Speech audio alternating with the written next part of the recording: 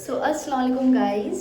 আর আজকে সকাল থেকেই আজকে আমাদের তোড়জোড় শুরু, মানে বেসিক্যালি আজকে ঘরের মিলাদ। তো একে একে গেস্ট চলে এসছে আর তোমাদের সাথে আজকে পুরোটাই শেয়ার করব যে কি হলো না হলো। পুরো আমার ফ্যামিলি আজকে প্রেজেন্ট থাকবে, সবাইকে তোমাকে দেখাবো। তো চলো ব্লগটা স্টার্ট করা যাক।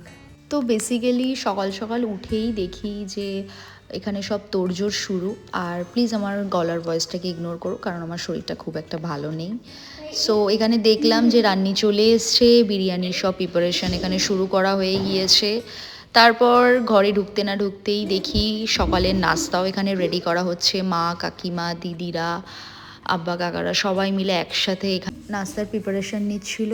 আর টু বি অনেস্ট গাইজ, লুচি আর তরকারিটা এত মজা হয়েছিল খেতে, মানে কি বলবো। আর এখানে আমার আপা আর মা মিলে লুচি আর এই যে ছোলার ডালের একটা আইটেম করছিল, যেটা খুবই টেস্টি হয়েছিল। তারপর আস্তে আস্তে দেখি যে গেস্ট আসা শুরু করে দেয়। এই যে যেমন তানি চলে এসছে। আমি সবাইকে কভার আপ করতে পারিনি। আর এখানে বুবু যেহেতু গেস্ট আসবে বলে সব কার্পেটস অ্যান্ড অলস এগুলো সব ঠিকঠাক করছিল। আর এখানে দুজনের ঝগড়া শুরু হয়ে গেছে। এখানে শ্বেতা চলে এসেছিলো, মানে সব গেস্টরা আস্তে আস্তে চলে এসেছিলো। আমার ফুপিরা, আমার আন্টি, আমার কাকা কাকিমা, সবাই বোনেরা। এখানে দেখো আমার মামার বাড়ির থেকেও সবাই এসেছিলো। দেন এখানে লাঞ্চের সব প্রিপারেশন শুরু হয়ে যায়। আর বিরিয়ানিটা খুবই টেস্টি ছিল। আর এই যে আমরা বোনেরা যদি এক জায়গায় হই, এটাই তার প্রমাণ। তোমরা দেখো তাহলে বুঝতে পারবে।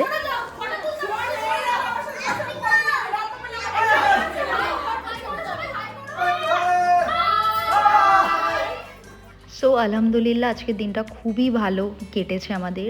দেন এখানে গেস্ট চলে যাচ্ছিল অ্যান্ড অ্যাট লাস্ট সব এই যে ধোয়া মাজা যেটা হয় বাড়িতে সবাই একসাথে মিলে সেটা করা হয়েছে।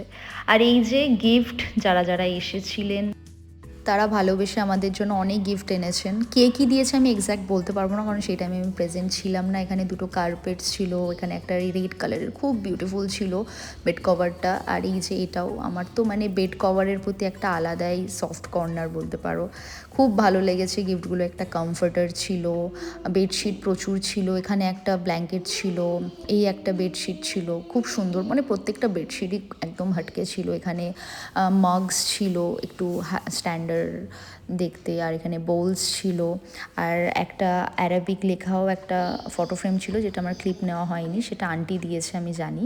তো প্রত্যেকটা গিফটই খুবই সুন্দর ছিল। And thank you so much সবাইকে আমাদের বাড়িতে আসার জন্য।